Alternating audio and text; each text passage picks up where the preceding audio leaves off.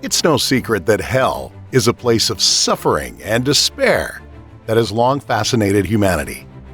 But did you know that in Dante's Inferno, there are 9 circles of hell that all have a purpose? And to descend into the depths of hell, one must go through multiple levels depending on their sins. From being swamped by wasps and worms to joining Lucifer, this is the truth behind Dante's Inferno and the 9 circles of hell. The first circle. In Dante's depiction of hell, the severity of punishment depends on the depth the soul sins. Before entering the first circle, there lies the vestibule of hell, a place for the indecisive and cowardly who refuse to take a stand in life. Here they endure torment from wasps and worms, neither destined for heaven nor hell. Beyond this, a crowd gathers by the river Acheron, awaiting the ferryman Charon to transport them across. Charon announces his purpose to ferry souls for eternal punishment. After crossing, souls face Minos, the infernal judge, who determines their circle of torment based on the severity of their sins. Minos uses his serpent's tail to coil around the condemned, the number of turns indicating their designated circle. The first circle, Limbo, houses the unbaptized and virtuous pagans like Homer, Plato, and Caesar. Here there is no physical suffering, but rather a sense of hopelessness, as these souls lack the enlightenment of God's vision. The second circle. The second circle of hell, known as the Valley of Lust, is where the lewd and lustful are punished. Here reside figures like Cleopatra and Paris, who in life allowed their passions to dominate their actions. In this realm of torment, these souls are relentlessly tortured by strong winds and, even worse, tumultuous whirlwinds. Many are swept away in the pursuit of love and pleasure, abandoning reason in their reckless indulgence.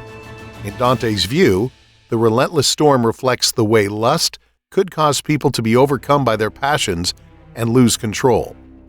Just like the storm has no direction, the lustful are blown about without reason. The third circle. In the third circle of hell, there exists a relentless and freezing rain that is both filthy and eternal. Here, a monstrous beast known as Cerberus, a gigantic 3-headed dog, stands guard, continuously barking through its 3 throats. This circle is designated for those who indulged excessively in the sin of gluttony. The gluttonous are condemned to wallow in a putrid mud made from their own vomit, enduring the relentless attacks of Cerberus as they are bitten, scratched, and torn apart by the infernal beast. The icy filth in which the gluttonous are immersed represents an ugly version of their obsession with food and drink. Unlike the luxurious meals they may have enjoyed in life, they now endure a revolting environment of sleet and mud. Just as a glutton in life might never feel truly satisfied, the sinners in this circle are eternally subjected to the downpour without any respite. Dante compares the gluttonous souls to ravenous dogs, howling in misery, symbolizing their transformation into beasts.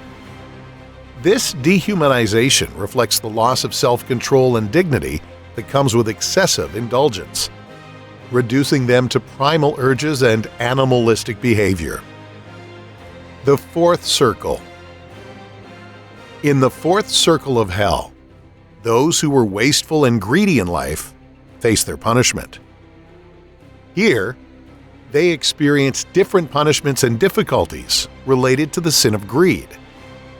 For the rest of eternity, they engage in a futile and desperate cycle of pushing large bars of money towards each other, exchanging insults, because they can't seem to agree on anything. Some question why others hold on to wealth, while the response is met with accusations of wastefulness. The fifth circle. In the fifth circle of hell, a massive waterfall of boiling blood feeds into the river Styx. Within its waters dwell the angry and choleric souls, endlessly venting their rage by attacking each other. This is where the wrathful and the sullen face their punishments. At the river's bottom reside the spiteful, who attempt to scream, but only produce bubbles that reach the surface. The city of Dis acts as a dividing point in hell, where the three Furies and fallen angels guard the Great Gate. Dis serves as the boundary, marking the distinction between sins committed without intent to harm and those committed knowingly and intentionally. The sixth circle. The following circle, a terrifying one, is the fiery graveyard of heretics. Within open tombs are those who either denied the existence of God or rejected His teachings, leading others away from the grace of the Lord. They endure excruciating torment in the engulfing flames within their tombs. The seventh circle. Next is the Phlegethon Valley, the seventh circle of hell, which is divided into three parts. In the first section, near the ruins of Crete, stands the fearsome Minotaur, a creature with the body of a man and the head of a bull. At the bottom of the valley flows a river of blood, where those punished for committing violent crimes are submerged. Centaurs line the riverbanks, shooting arrows at the criminals, with the depth of submersion indicating the severity of their crimes.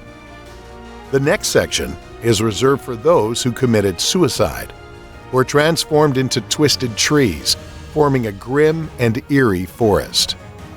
These trees bear no fruit, but are adorned with poisonous thorns, and dark harpies nest upon them, causing the souls intense pain.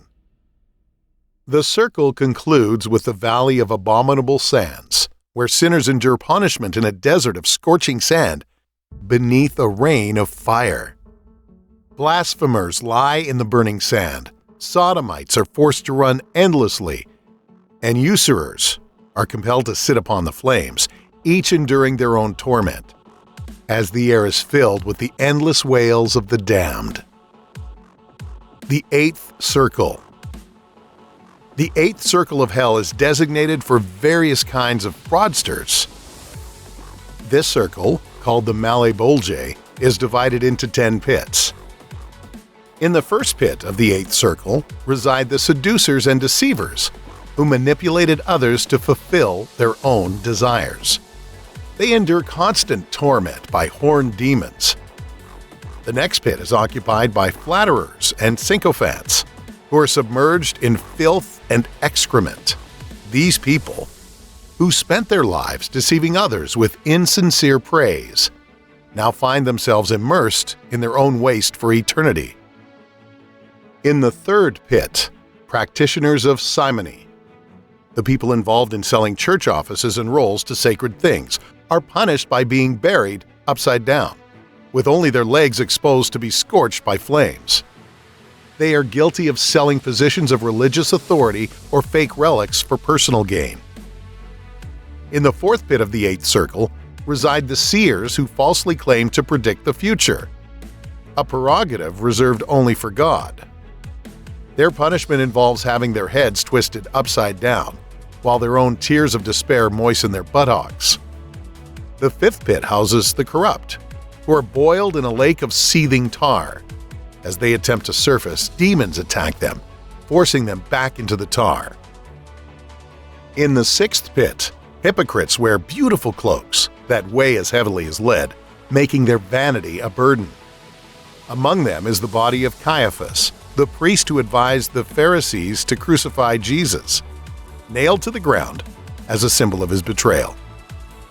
In the seventh pit of the eighth circle, thieves endure attacks from serpents that steal their human features, symbolizing their loss of identity and transformation into something less than human.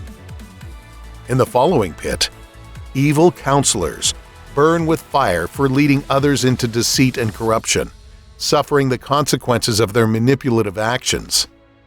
The ninth pit is reserved for sowers of discord, who are stabbed by demons. This punishment befalls those who caused division within families, fueled social conflicts, and disrupted unity within the church.